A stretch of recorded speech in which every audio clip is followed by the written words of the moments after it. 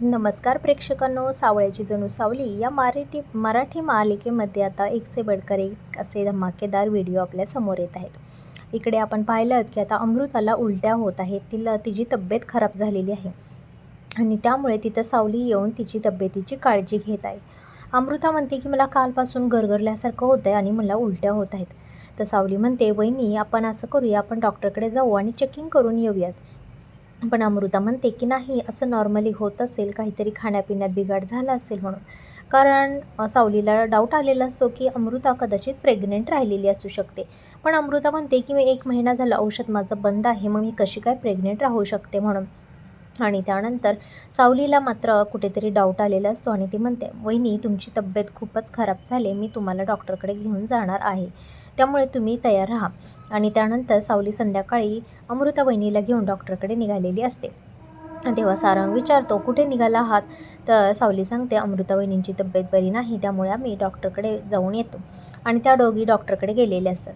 डॉक्टरला गेल्यानंतर चेकिंग वगैरे झाल्यानंतर त्या दोघींना देखील डॉक्टर सांगतात की अमृता वहिनी प्रेग्नेंट राहिलेली आहे, तुम्ही आई होणार आहात. आणि हे शब्द अमृताच्या कानावरती आल्यानंतर तिला खूप सारा आनंद होत असतो.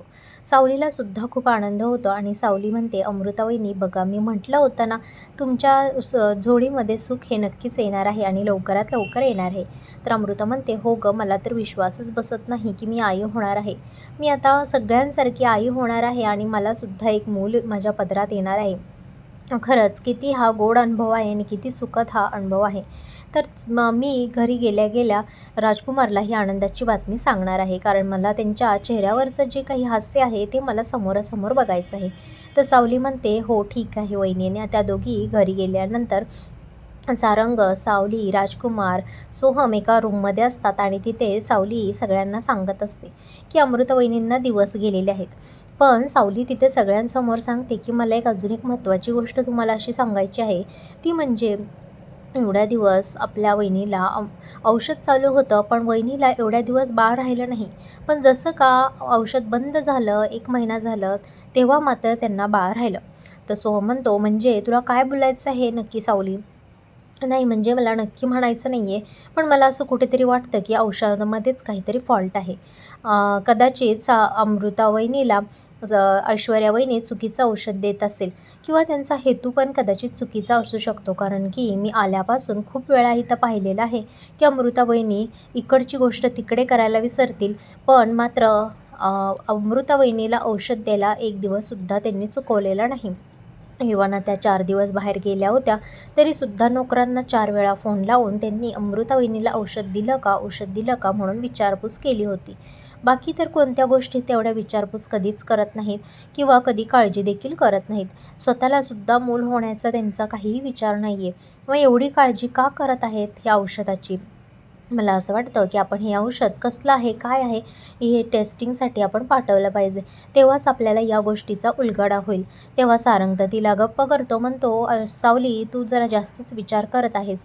ऐश्वर्या वहिनी कशाला असलं करेल म्हणून, एवढी नीच काम ती नाही करणार म्हणून. त्यानंतर राजकुमारला मात्र पटतं आणि तो म्हणतो, नाही सावली, तू बोलते तेच बरोबर आहे. जर या ऐश्वर्याने असं काही माझ्या बाबतीत केलं असेल तर मी तिला सोडणार नाही. सावली त्यांना समजून सांगते की आपल्याला अजून कन्फर्म माहीत नाही, आपल्याला सबूत गोळा करावे लागतील किंवा आपल्याला कन्फर्म काही ते माहीत करून घ्यावं लागेल, तेव्हाच आपण कोणत्यातरी निष्कापर्यंत पोहोचू शकतो. राजकुमार दादा, तुम्ही पॅनिक होऊ नका, तुम्ही शांत बसा आणि आपण याच्या टोकापर्यंत पोहोचू. हे खरं सत्य काय आहे ते माहीत करून घेऊ आणि मग आपण काही तो निर्णय घेऊ. त्यानंतर अमृता म्हणते, हो गं, मलासुद्धा ऐश्वर्या स्वतःहून दूध गरम करून त्यामध्ये औषध टाकून आणून देत असत आणि मी जोपर्यंत दूध संपत नाही तोपर्यंत माझ्या बाजूलाच उभी असायची. सगळं दूध प्या असं देखील मला आग्रहाने ती सांगत होती. पण बाकी कधी माझ्या गोष्टीत कधी तिनं दखलंदाजी घेतली नाही किंवा कधी एवढ्या आग्रहानं बाकीचं काही मला खाऊ पिऊ घातलं नाही. पण औषध मात्र मला अगदी काळजीनं आणि नित्यनेमाने खाऊ घालत होती. हे मलासुद्धा आता थोडंसं खटकायला लागलेलं आहे की 1 महिना झालं औषध बंद झालं आणि लगेच मला बाळ राहिलं ते. आणि त्यामुळे मलासुद्धा असं वाटतंय कदाचित औषधामध्ये काहीतरी फॉल्ट असेल किंवा ऐश्वर्या वहिनींनी जाणबुजकर मला अशी औषधं पाजत असतील म्हणून.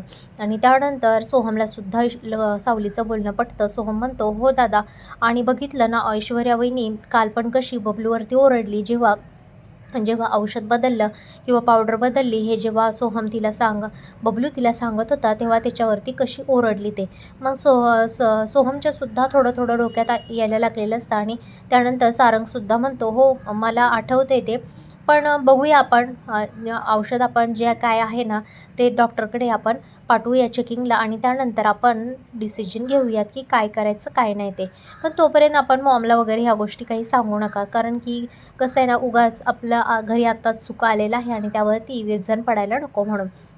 त्यानंतर हे सगळे झाल्यानंतर राजकुमार म्हणतो, "हो, पण जर ती ऐश्वर्या यामध्ये असेल आणि तिनं असं काही कट कारस्थान माझ्याविरुद्ध केलं असेल, तर मी तिला सोडणार नाही. कारण की मी खूप यातना सहन केलेल्या आहेत बाळ होण्यासाठी आणि हिच्यामुळे जर तिनं बाळ होण्याच्या मागे जर तिचा हात असेल, न होण्याच्या मागे, तर मी तिला सोडणार नाही." आणि त्यानंतर सारंग, सावली त्याला शांत करत असतात आणि म्हणतात, की "मी आज खूप खुश आहे." सारंग म्हणतो, "जा पहिलं मॉमला जाऊन ही आनंदाची बातमी तुम्ही दोघेजण जाऊन देऊन या." आणि अमृता आणि राजकुमार दोघंही तिलोत्तमाच्या रूममध्ये जातात आणि तिलोत्तमाला ही आनंदाची बातमी देत असतात. अमृता तिलोत्तमाच्या पाया पडते, तर तिलोत्तमा म्हणते, "अगं नाही, असं कशाला आता पाया पडतेस तू? तू आता आई होणार आहेस, आता तुला स्वतःची काळजी घ्यायला पाहिजे. परमेश्वर आपल्यावरती काय माहीत नाराज होता की काय?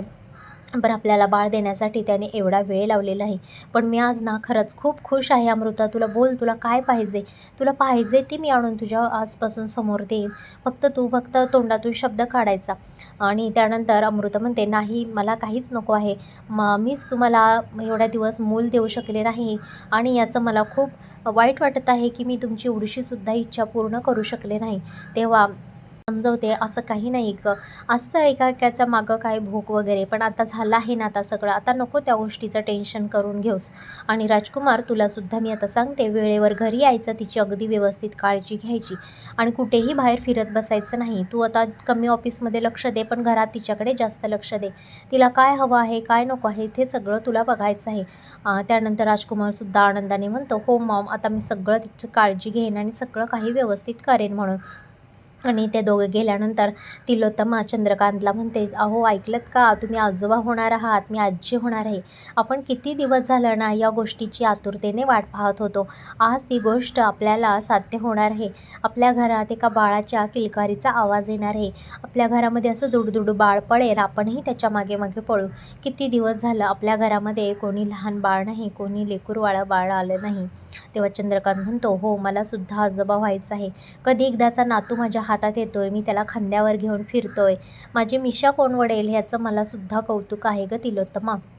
आणि असं दोघं नातवाचं चित्र डोळ्यासमोर येऊन ते आनंद घेत असतात.